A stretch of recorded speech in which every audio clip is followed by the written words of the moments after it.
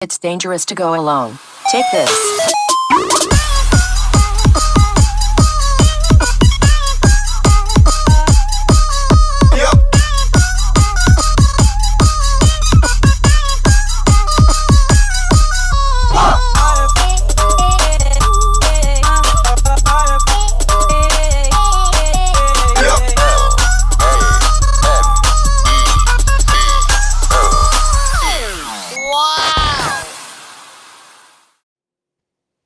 And welcome to the realm of geekdom. This is nerd breaking news. But first, like and subscribe, hit that bell so you don't miss any of our episodes. And let's go ahead and jump right on in and let's talk about the Toy Story 5 trailer reaction from us. So let's go ahead and start it off with the professor. Tell us, what did you think about it? Okay, so I have never been a Toy Story fan in my life ever. People mention Toy Story, they're like, "Oh my god, Toy Story!" I don't get it. I like Toy Story 1. Toy Story 2, I was like, meh. I didn't even bother with Toy Story 3, never saw part 4, but I really liked the trailer to part 5, and I intend on seeing it. So that was likely their plan the entire time, to go catch someone like me's attention, and it worked. So kudos to them, because I'll be there. That's it. What was specifically caught your mind? Caught your eye? I just felt like a child when maybe I'm just older. I don't know what it is, but I just thought overall it just looked cute. I can't point out like any specific part of it where I was like, okay, but I think that the overall tone of it fits where we are right now because there aren't many lighthearted things to watch, I think. So I think it's a tone that grasps me rather than the content. Yeah. I get that because for me, it's kind of like the nostalgia of it. Like Hmm. I'm a fan. I love this franchise, but just seeing Woody come out with a bald spot kind of like reminds like most of us right now in our age, like we're getting older. We're falling apart. But this kind of like says Every like, day it's like, oh, you can kind of yeah, hold on. every You know, day. Yeah. you can kind of like hold on a little bit to that childhood in a sense. So that kind of give you that nostalgia. And I was like, damn, this actually looks pretty good. Um, What's your take, kid? uh, for me, it wasn't nostalgia. It wasn't the story. I think the story is I had a little bit of issues with the story. For me, it's the issue of the main conflict. That's what got me interested. Because you have to understand, for me, Toy Story 3 ended the whole thing. For me, that was the end. That was a beautiful ending. Andy went to college. They move on to Bonnie. Part 4 made me hate Bonnie because she threw away my boy Woody. So I kind of don't like part 4. And plus, Forky's annoying. Um, we get it. He has issues. And then 5. Here's the thing with 5 that got me, and for me again, 3 ended it. It's the idea of modern technology. It's the idea of the social commentary behind modern technology. How far is Pixar, which is the master of emotional animation, how far is Pixar going to go with tackling the issue of modern technology without offending the people that took the kids in the first place? You can only push it for so long. You can criticize them. As you saw in the trailer, Bonnie and her little friends are all obsessed with lily pads, and she neglected the toys. I think as long as they do those little small doses of criticism, they should be fine. But if you go all out, you got to be careful because the parents are the one paying for it. But it's the modern technology argument, right? How do you see Woody in the trailer? Remember when we did the teaser reaction recap, the 4 of us 3 months ago. What did I say? I need to see the trailer. I need to see what the story is about. I need to see this.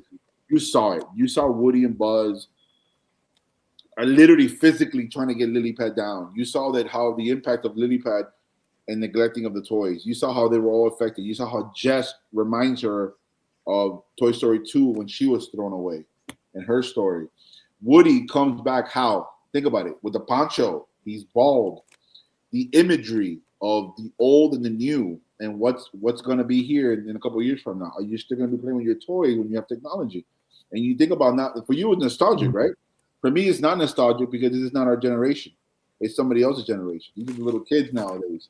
But for them, you'll see your kid growing up, and you're gonna be like, he's playing with his car toys for 4 years. So when that iPad comes and that phone comes, how much are they gonna play with those toys? Right? That's an everyday issue that parents are going through the last 10 years, 13 years. And then remember so Toy Story 3, which is for me the end, 2010. The last one was like I think 2017, 2018, it was a couple years ago. So now or even 2018, whatever it was. Now it's been a little bit of a time to Story 4.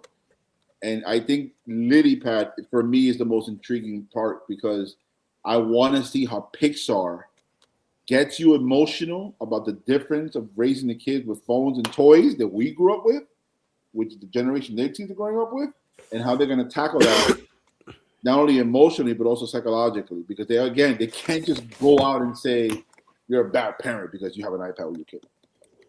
Yeah, I'm going to chime in. I think that just like the kid said, Pixar is the king of emotions, and they'll make sure to throw in some hard truth to their parents that are just giving iPads or tablets to their kids because of many reasons, right? That's the whole problem. Like it's there's more context needed than just basically, oh, what a bad parent you are for giving your kid a tablet, regardless of the age that they are. I think it's going to be a hit. I think that like the kids said, they're just going to hit you hard. They're going to hit the kids. They're going to hit the parents. They're going to hit everybody. The nostalgia is going to be on point. And this is coming from a person. I'm more interested in the story than it being Toy Story. There's going to be people who love just receiving a part 5 of such a history. How can I say this? Like franchise? Yeah, we can call it a franchise, I guess. Yeah, it is a franchise. Yeah, Toy Story, like 5 movies. Disney's still making it, and they're in the parks, and they have their own little Hollywood studios in Disney World. Yeah, it's a good franchise. So I think everybody's gonna get hit, and at the end of the day, they're gonna find like the medium to basically tell you like, hey, there's a happy medium between what technology can do to help your kids accomplish whatever it is. If you're trying to have fun, if you're trying to get your kid to do math, science, watch a video of learning something, I don't know, maybe go back and watch videos of Michael Jordan, the greatest basketball player ever. Correct. And you want to teach your son about it, right? Do it from your phone, do it for your tablet. I think they're going to hit it on point. It's going to be a great story, regardless of the fact that I wasn't a big fan of Toy Story. It just happened to be Toy Story, which is just fitting really well. I just don't know. Maybe I'm going too far, but after this movie, I don't know if there's a Toy Story 6 in the making or something else. I think this really has to be it. Like they can be throwing me something else, or maybe who knows? Maybe they find some way. It's gonna be Toy Story 6 against AI or something like that. It's a Fast and the Furious. It's never gonna end. There we go. But as far as Toy Story 5 goes, I love the trailer. I think it's a modern topic, right? A lot of parents are, conflicted about it. Like how much of screen time is good screen time. Before we were only talking about it as it pertains to TV, right? Like, oh, TV after school, TV on the weekends. Well, how about something as accessible as a tablet, right? Or maybe a phone. This is going to be awesome. This is going to be interesting. I'm probably going to be crying. I'm going to cut it right now. And I'm going to go as far as saying, I don't know, maybe nominations for best movie, best animated movie, and who knows, maybe they win. I think there's going to be a hit. Yeah, we just watched the trailer. Oh, relax. No, we just watched the trailer. No, this is going to be good. That's all I can say.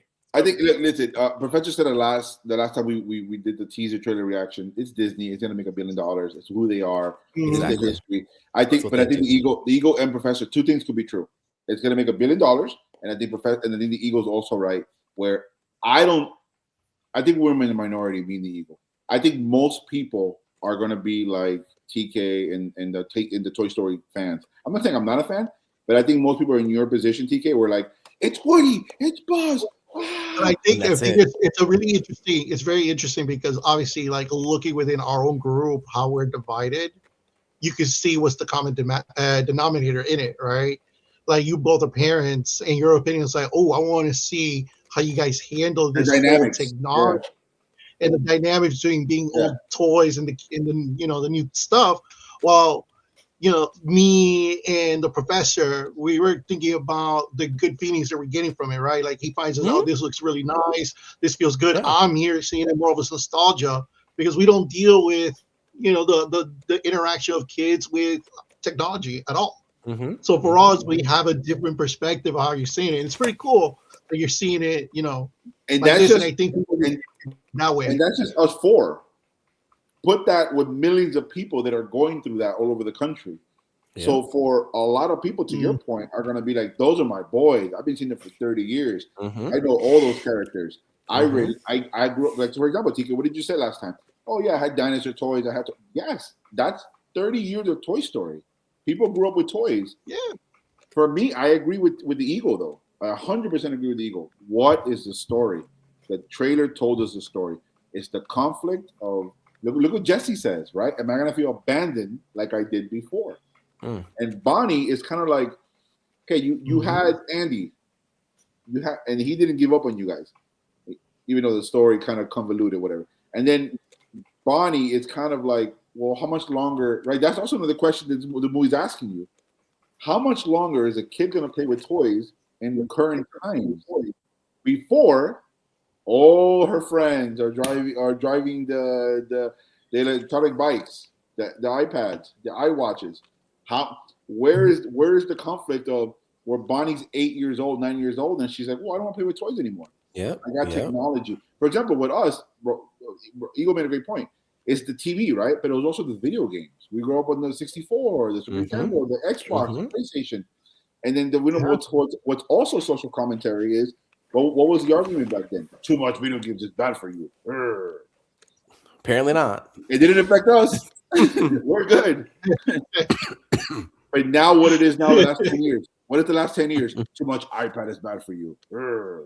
And you've seen videos all over social media of a kid who didn't get an iPad and he goes crazy. Right? And it's funny because we all grew up with video games. And I knew I knew when my dad said, video games, it was time to turn off the video game. Turn it off. Correct. So I don't feel like that's another. Yeah. We're getting off topic, but I also feel like that's also another interesting argument. Is the level of parenting, right? Notice that we don't see the parenting of Bonnie, right? That's interesting. We don't see the parenting. We just see her with the lily pad and the neglect of toys. How are her parents going to be involved in the story as well? Yeah, that's true. That's true. All right, 80 final comments about the trailer. Money. All right, then. Well, thank you, everyone, for tuning in. Yes, it's going to be a lot of money. So let us know whether are you more interested in the storyline and the whole dynamic of AI, or are you really in it because of nostalgia? Let us know in the comments. We'll follow it up in the next video. So keep your fandom alive and your warp drive engaged. Until next time, fellow nerds, this is Nerd Breaking News.